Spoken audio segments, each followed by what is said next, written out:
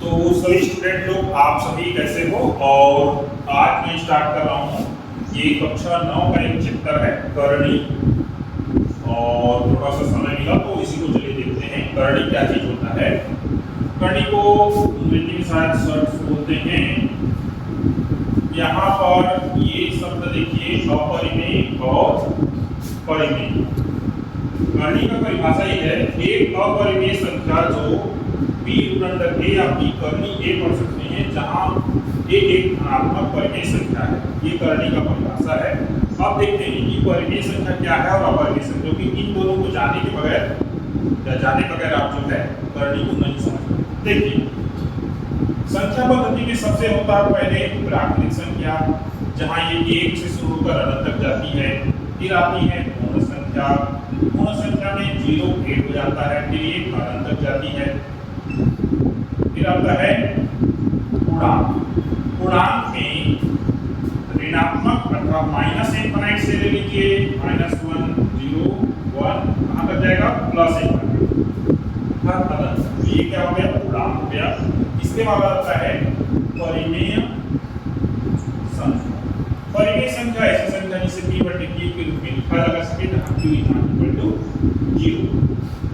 अब परिमेय संख्या जैसे कि 1/2 1/3 5/7 9/2 जो भी है इधर आप देख लीजिए।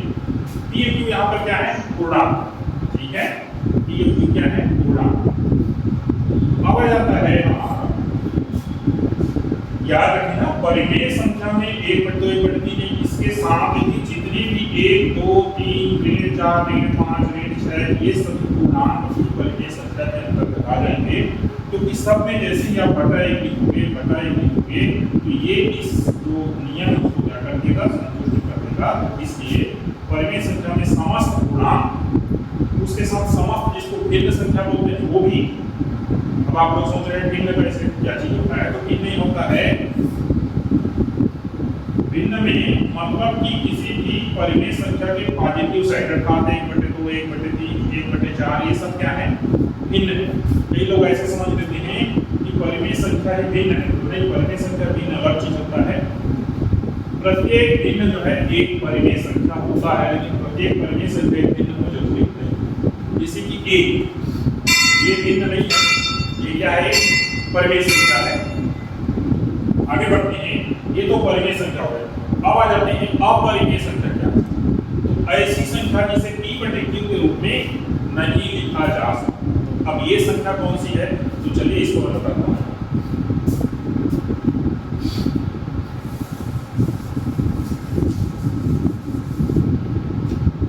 तो देखिए मान लीजिए ये संख्या ले लीजिए 22/7। अब चलिए इसको भाग दीजिए। वैसे ही इसका मान है 22। तो 22 में आप 7 का भाग दीजिए। 7 दिया 21 1 0 7 5 7 3 0 7 4 28 2 0 7 19 14 6 0 7 8 56 4 0 7 5 6 35। आप इधर आगे बढ़ते जाइए बढ़ते जाइए बढ़ते जाइए, ये संख्या कभी भी समाप्त नहीं होगी। कहने का तात्पर्य किसी भी जो अपरिमेय संख्या उसमें 2 गुण होता है। पहला चीज होता है उसमें अशांत दशमलव और दूसरा होता है अनावर्ती। क्या होता है अनावर्ती।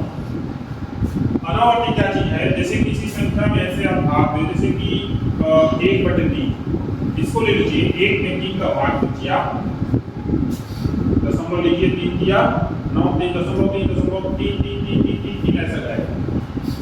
तो यदि कोई परिमेय संख्या मान लीजिए कोई संख्या जो है अशांत के साथ आवर्ती है तो वो किसमें आ जाएगा परिमेय संख्या में आ जाएगा।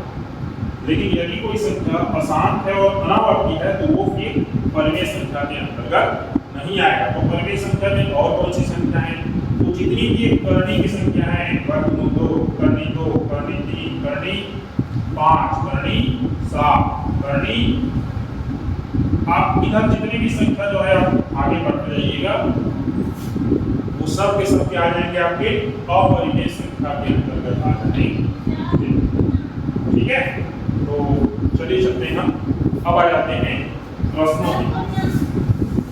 तो आपके जो बुक है उसमें हम एग्जाम्पल देखते हैं कि कौन सी संख्या करनी है और कौन सी संख्या करनी नहीं है। तो एक एग्जांपल लेते हैं इसी में दूसरा, ये लीजिए करनी करनी की, यहाँ पर 2 बार करनी लगा हुआ है, तो क्या एक अपरिमेय संख्या है और करनी है कि नहीं?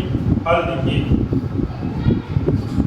याद रखिए ना, इस करनी को घात में बटा 1/2 लिखा जाता है, तो ये 2 बार 1/2 लग जाएगा और इस तरह से 3 का घात कितना हो जाएगा? 1/2 गुणित 1/2। याद रखिए घातों का घात लगता है पावर 1, तो घात में क्या होता है? गुणा, क्या होता है? 3 का घात 1/4। अब आप बताइए ये जो करनी का परिभाषा है उसके हिसाब से क्या बन जाएगा? बराबर 3 और सामने क्या लग जाएगा? 4। अब इस परिभाषा से देखिए एक धनात्मक परिमेय संख्या है वो p, अगर इसको हम तुलना करें p के साथ तो ध्यान से देखिए बिल्कुल ये करनी बनता है। ये क्या है? धनात्मक परिमेय संख्या है कि नहीं है? बिल्कुल सिंपल बात है। तो ये क्या है? करनी है। तो आगे बढ़ते हैं, चलिए आप एक प्रश्नावली है और प्रश्नावली से हम जो है एक आध क्वेश्चन जो है देखते हैं।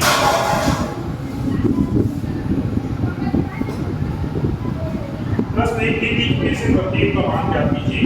पहला है 16 का घात कितना है? 1/2, अर्थात इसको हम करनी के रूप में लिख सकते हैं 2 करनी 16, और इसको हम ले सकते हैं 2 4 चौक 16, 4 का घात 2 का, अर्थात इसका करनी क्या हो गया? उत्तर क्या गया?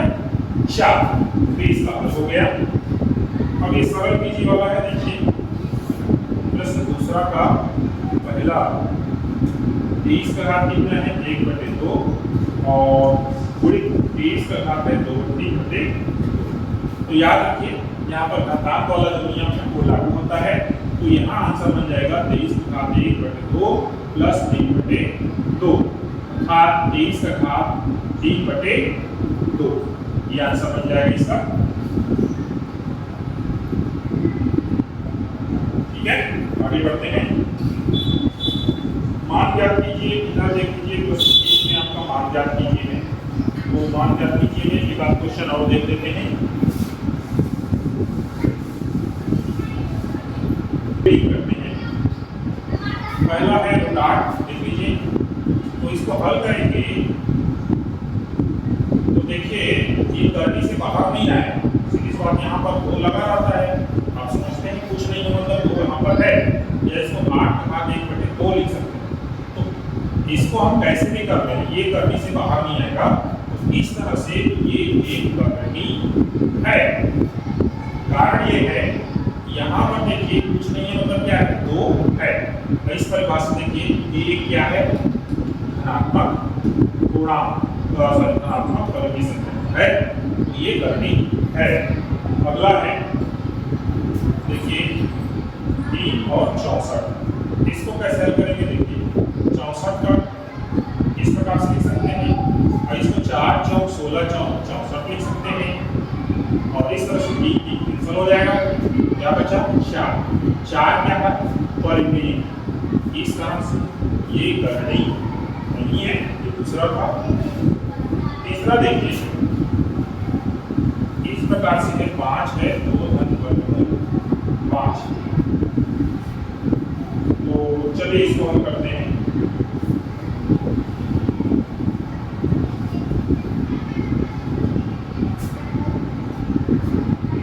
तो चलिए देखते हैं हल। सीधी सी बात है, इस प्रकार से लीजिए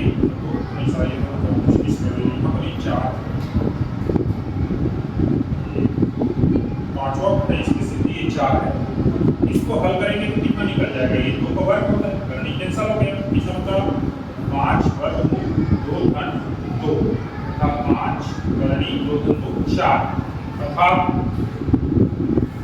5 करनी 4। सीधी सी बात ये दिख रहा है, ये करनी है, क्योंकि ये इस परिभाषा से फिर से मैच कर रहा है, ये करनी से बाहर नहीं है। इस तरह से ये हमारा अध्याय जो है